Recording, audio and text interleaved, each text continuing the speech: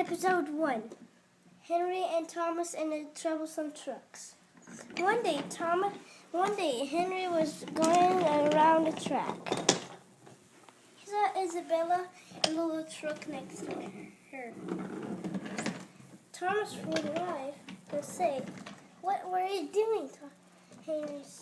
Thomas said, "I'm just going to pick up some silly trucks." And he went to the fence and got up on the trucks. "I don't too," said Thomas, so he went behind him and took it off.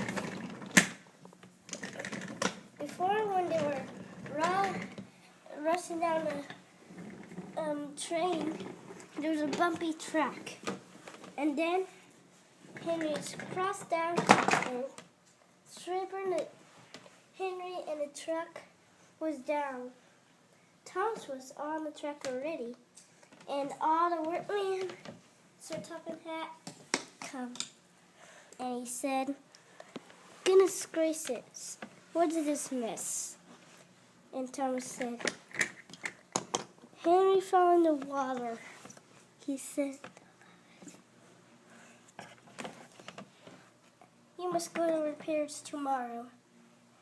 We'll get you out in any second." And he did.